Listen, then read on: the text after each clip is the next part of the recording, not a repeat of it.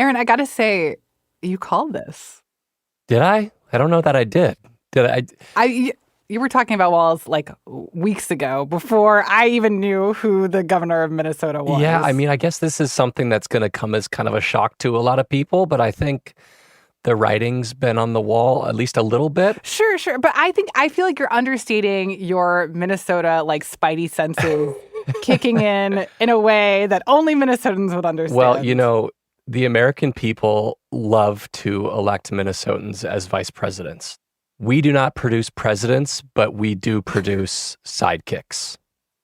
What does that say about Minnesotans that that's the case? Well, it's because we're broadly agreeable, but we're not exciting. Aaron, I have to say, I do think that you are broadly agreeable and also exciting. Well, thank you.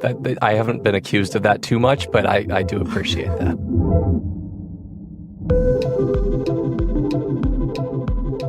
Welcome to this special hybrid episode of The Campaign Moment and Post Reports. It's Tuesday, August 6th. I'm Martine Powers, co-host of Post Reports. And I'm Aaron Blake, senior politics reporter and author of the Campaign Moment newsletter.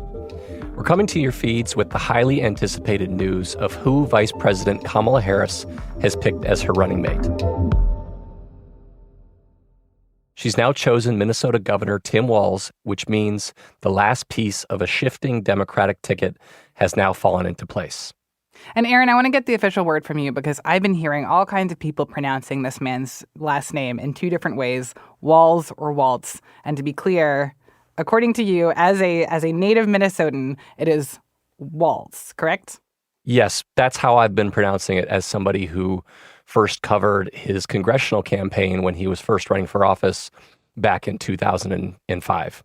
Well, Aaron, that's one of the reasons why I'm so excited to talk to you about this today. And just to give a little bit of background, Walz, he's the governor of Minnesota. He's 60 years old. He's white. He's a former high school teacher who was first elected as governor in 2018. And Aaron, I think what we want to do in this conversation is hear more about who he is, what the record is that he's going to be running on, and your sense of what made him ultimately Harris's pick here. Yeah, it's an interesting pick because I think with Walz, what you have is somebody who, at least the ideal case is he has more of a broad appeal. So he has had electoral success, which I'm sure we're going to get into. But the idea is that his kind of folksy appeal, his rural roots, his time representing a more conservative area of the state gives him the ability to speak the language of white working class voters, of rural Americans, and more broadly of middle America. I think that's kind of where this process wound up. You go for the pick that can help you all over the map, ideally, rather than somebody who has proven they can win in a specific state that's really important. So we're going to talk more about that strategy. But first, I want to kind of set the table here by talking about what Harris has said about this decision. On Tuesday afternoon, she posted this video on social media where she calls Walz and asks him to run with her. Hi, this is Tim. It's Kamala Harris. Good morning, Governor. Good morning, Madam Vice President. Listen, I want you to do this with me. Let's do this together. Would you be my running mate and let's get this thing on the road? I would be honored, Madam Vice President. The joy that you're bringing back to the country, the enthusiasm that's out there, it'll be a privilege to take this with you across the country. Well, let me tell you, I have just the utmost respect for you. I have really enjoyed our work together. You understand our country. You have dedicated yourself to our country in so many different and beautiful ways. And in one of Harris's posts online earlier today, she said that she was drawn to Walz's background and his experiences, how, quote, his convictions and fighting for middle-class families run deep. It's personal, end quote. Aaron, I'm curious from your perspective, what is it about Walz's background and his career that made him an attractive pick for Harris? So I first wrote about Tim Walz in 2005, and he was kind of a little-known congressional candidate who was running in a southern Minnesota district that had gone Republican for a long time. It was a district that George W. Bush carried by 4 points in each of his elections. So Tim Walz is a former high school teacher who was also a state champion football coach. He served 24 years in the National Guard. He was deployed overseas in support of the war in Afghanistan. Walz was a part of a kind of a growing group of military veterans who were running for office as Democrats. This was a big thing 20 years ago, as Democratic opposition to the Iraq War was a big thing. You know, Democrats were recruiting these military veterans in areas like southern Minnesota because they thought they could have broader appeal and they could capitalize on anti-war sentiment that was going beyond the political left. And so Tim Walz won that first race. He won re-election 5 more times after that before being elected governor in 2018. Since he's been elected governor, there's been more of a progressive record. So you often see this with politicians. They kind of hew to the character of their district. If they're a red district Democrat, they're more moderate. You know, Tim Walz was endorsed by the NRA when he was running for Congress. Since becoming governor, he's done more progressive things. He's, universal background checks, red flag laws, universal school lunches, protecting gender affirming care rights, allowing people who are undocumented to get driver's licenses. These are things that Democrats in Minnesota have been able to do with very narrow majorities, and it's been a pretty remarkable success story for progressive policies in a pretty closely divided state. And so in the Midwest, we see politicians with more left-leaning records succeed as long as they speak the language. Ooh, what do you mean by speak the language? So is that the accent? Or? It's the accent. It's there's a whole book. There's a book called How to Speak Minnesotan that I have on my bookshelf. Aaron, I just love that you're getting an opportunity to go in so deep on all of this knowledge about Minnesota politics that you've accrued over the years. Prepare for Minnesotans to be insufferable about their home state in the days ahead here. Yeah, so you do see like more people with left-leaning records succeed in the Midwest as long as they speak the language and they kind of position themselves as populists and people on the side of middle class. Sherrod Brown, more recently in Ohio, is an example of this, a Democrat who's been winning in a Republican-leaning state. I don't know if Walz is necessarily like a Sherrod Brown type when it comes to the populism, but when it comes to how he speaks in kind of the folksy manner and the focus on middle-class issues, that's what the Harris campaign sees in this, I think. And that's what they're buying into by selecting him as their running mate. And I think there's no example that speaks to this idea of him speaking the language more than the word weird, and how weird has now become the catchphrase of the Democratic Party, essentially because Walz has just said it a lot on TV lately. Though I will point out, Aaron, I went back and listened to your interview with Walz back in May. This was a Washington Post live interview with Walz in his capacity as chair of the Democratic Governors Association. I wonder, how concerned are you, and how much does the party just need to say these things out loud if they are panicking behind closed doors? Well, look, that's nothing new. We're Democrats. That's just what they do. I know that guy. It's my brother-in-law, probably. That's what. And in that interview, Walz says he thinks that some of these Republican GOP candidates are weird. Like whenever they poll, we all lose to generic Republican. There's no such thing. The real ones are much weirder and ineffective. And I think that's the message we learned. So you had it before anybody else. It's really weird. It's really interesting because I didn't even remember that from that interview. It's something that he said again in a July 23rd interview on Morning Joe. And in that interview, he kind of almost seemed to stumble upon it. We do not like what has happened where we can't even go to Thanksgiving dinner with our uncle because you end up in some weird fight that is unnecessary. and I think bringing back people together, well, it's true. These guys are just weird. And then it just took off over the last 2 weeks or so here. It's been a really remarkable rise. This process has been unusual because we just had 2 weeks for the Harris campaign to figure this out, who's going to be the running mate. And that created kind of a sprint of an audition process where people like Walz and Transportation Secretary Pete Buttigieg, some of these other candidates were all over the airwaves, basically making the case for Harris, but also making the case for themselves. And I don't think that anybody took advantage of that like Tim Walz did. He was kind of somebody, as you mentioned, people didn't really know anything about a few weeks ago. And that's still the case with the broader electorate. 7 in 10 people offered no opinion of him in a Marist poll that was released on Tuesday. But within Democratic circles on social media, I don't think there's any candidate who's been buzzier than he is. And sometimes you think, well, it's kind of a flash in the pan and people will move on. But I think that really appealed to the Harris campaign because he showed that he can, I don't know if he invented this talking point, but like he seeded this talking point and it just caught on so quickly. Mm-hmm. Briefly, I also do want to talk about his weaknesses. Obviously, geography is one. Minnesota is not considered a swing state. Yes, he's won districts that were more Republican-leaning, but it's not the same thing as having the governor of Pennsylvania, for example, be on your ticket. What else do you see, Aaron, as the potential downsides to this choice? Yeah, I think one thing you're going to hear a lot in the days ahead and the weeks ahead is about his record as governor. A lot of these more swing state picks have kind of crafted a more moderate record when they've been in statewide office.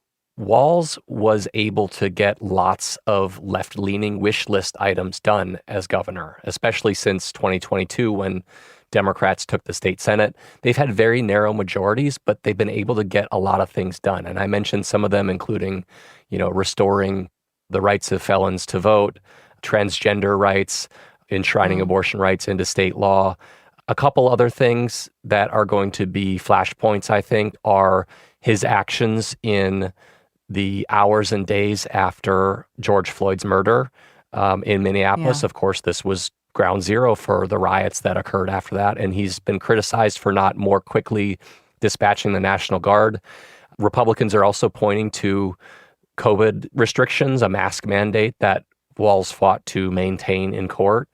So it's kind of a double-edged sword. Like, Walz has been successful in passing policies as a governor, but because he's been successful, he's done more of the things that the left wants. And so Democrats believe that these things that we're talking about, or at least most of them, are things that have broad appeal, even though they're Democratic policies. But the big attack on Kamala Harris is going to be the positions that she staked out in the 2020 Democratic primaries. When she went to the left, she was trying to appeal to more liberal voters. And she said a lot of things that she's kind of walked back, like banning fracking, things like that. And so, there was some thought that you want to balance out the ticket with somebody who has a more moderate record. And Walz is not that guy. He does, dating back to his record in Congress, but his record as governor has been a little bit of a different thing. But it's not like Walz has been a raging liberal on the world stage. He's not been Bernie Sanders in Minnesota by any stretch. And so the debate over his record is going to be layered onto the debate over the positions that Harris has taken in the past. And they didn't overcorrect too much when it comes to the running mate for a former California senator.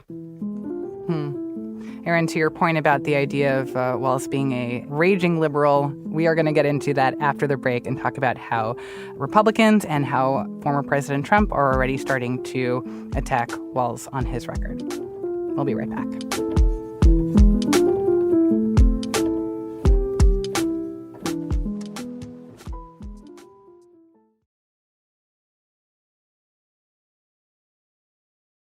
Okay, so Aaron, obviously the big question going forward is how does Walz match up against Senator J.D. Vance, Trump's running mate, vice presidential pick?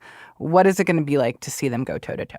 Yeah, it's a good question. J.D. Vance has certainly not had the best of honeymoons as a running mate. He's more unpopular than popular in basically every poll that we've seen. But the idea was that he could potentially appeal to Midwestern voters. He's a senator from Ohio. He speaks the language of populism. I think Walz is going to be someone who argues that he is more in tune with those voters than J.D. Vance is. J.D. Vance is from Ohio. He has roots that link to Kentucky. He wrote about his upbringing in his memoir, The Hillbilly Elegy. Which, to be clear, Walz, he hasn't written a book that was a bestseller that got turned into a movie with, what's her name? Glenn Close. That's right, yeah. So I do think that in terms of name recognition, like J.D. Vance might have him beat. And with so little time left in the remainder of this race, like that there is a lot of catch up to do for Walz for just getting people to know who he is. Yeah, that's certainly the case. As I said, 7 in 10 Americans offered no opinion of Walz in a poll that came out on Tuesday. So, how he's going to be viewed is a complete unknown at this point. I do think that there was some talk about whether Harris would pick Kentucky Governor Andy Beshear as kind of a contrast to Vance. From neighboring Kentucky, the idea would be that he would be more in tune with rural voters. J.D. Vance is somebody who has roots like that, but, he's an Ivy League educated lawyer who, kind of rose to prominence by doing media appearances.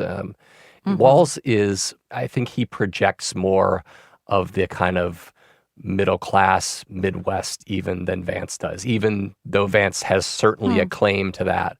It's the wearing the T-shirt in the campaign rallies. It's the very Minnesota accent that he has. I think there is a question about how he's going to play on the national stage, but I think if you kind of had a central casting Midwestern Democrat to put on your ticket, he would be a contrast to J.D. Vance in a lot of ways. Already you're seeing Trump's campaign really take a strong stance against Walz. We had Trump's campaign press secretary, Caroline Leavitt, calling Walz a, quote, West Coast wannabe. And she said he's, quote, spreading California's dangerously liberal agenda far and wide. You have a pro-Trump super PAC today calling Walz an, quote, incompetent liberal.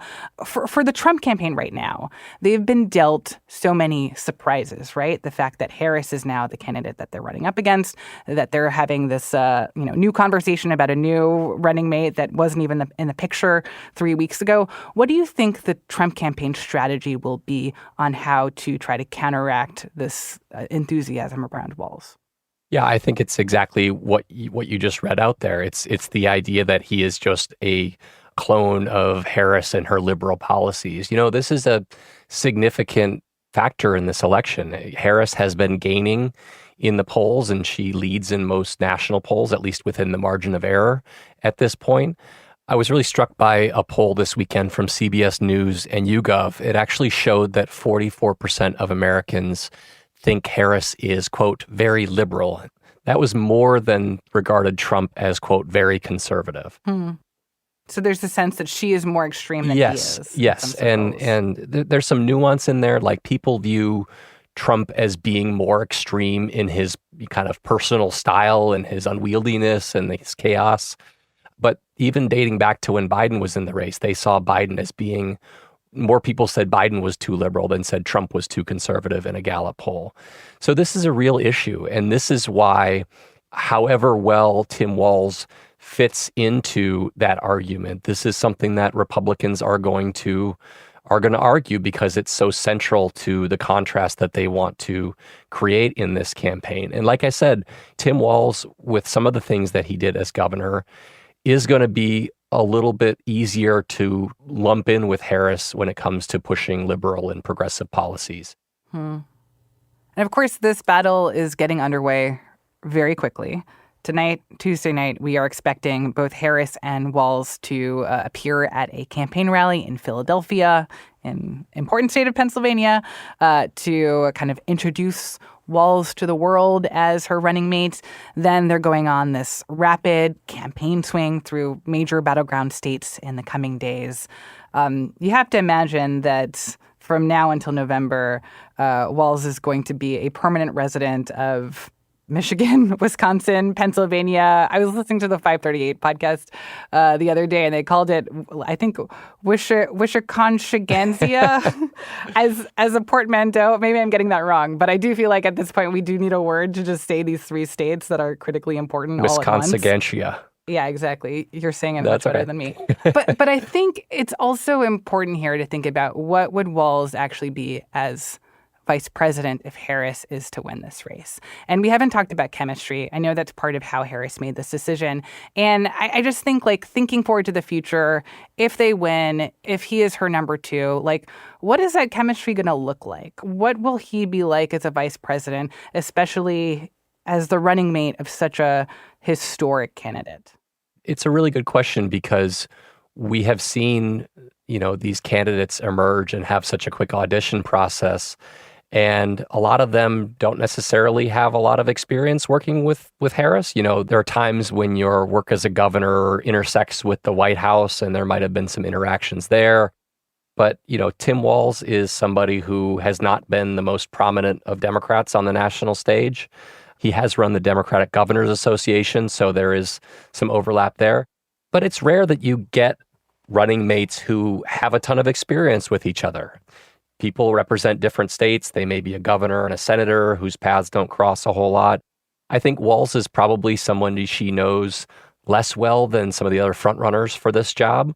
But, I think a lot of times these processes are feeling out for chemistry between the two sides. And you can do interviews and kind of get a sense for how well you'd work together. And I think that the feeling on the Democratic side is that Walz is just somebody who's kind of not just broadly agreeable to the electorate, but kind of a broadly agreeable politician who can work with other people. And that's what the Harris campaign is kind of banking on.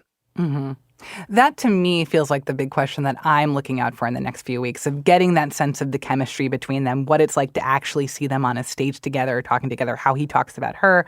Like, I think that's going to be something that we're going to be keeping our eye on. Aaron, for you briefly, what is the question that you're going to be asking in the next couple of weeks about how this is all playing out? I think the big thing here is, does Walz present some kind of a balance to Harris? Do people focus on the record and the more progressive things that he's done as governor, or do they look at him and kind of see his demeanor and his, rural roots, and do they kind of view him as reassuring them if they have some qualms about Kamala Harris being too liberal? And Harris has gone with someone who probably doesn't provide as much balance as some others would, but Walz has also shown that he can appeal to moderate and even conservative-leaning voters in the past. And sometimes you can campaign differently than you conducted yourself in office. And so Walz is going to campaign somewhat differently than he's governed in Minnesota, probably.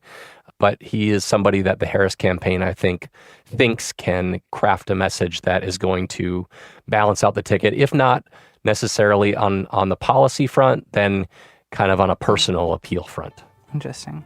Well, we'll see if it plays out that way. Aaron is a senior political reporter for The Post again. Aaron, thank you so much for being here, and I'll see you later this week. By then, who knows what will have happened in this race. Thanks, Martine. And don't forget to subscribe to the Campaign Moment newsletter. And of course, you can find the link to the Campaign Moment newsletter in our show notes and at postreports.com. If you're listening to this episode via Post Reports, I know I've said it before, but please subscribe to the Campaign Moment podcast. There are a lot of episodes that you're missing out with Aaron and many of our other very smart colleagues covering the ins and outs of the 2024 election. You do not want to miss it. Today's episode was produced by Laura Benshoff and mixed by Sean Carter. It was edited by Lucy Perkins and Mary Jo Murphy. Thanks also to Trinity Webster-Bass. I'm Martine Powers. And I'm Aaron Blake. See you later this week.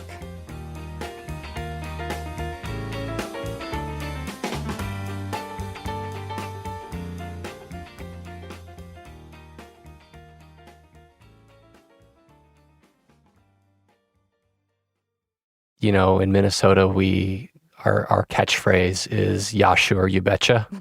It's just like a longer way to say yes. The other phrase that you may hear in the coming days and weeks a lot is oofda. What does oofda mean? It's just like an exclamation of like something just happened and you're affected by it. Oofda. So is it like, oh, I just got a parking ticket in the mail? Oofda. I don't know if it applies to parking. Wrong, incorrect. Yeah, I don't know. I haven't thought about that. I'll have to think of a more succinct definition of oofda.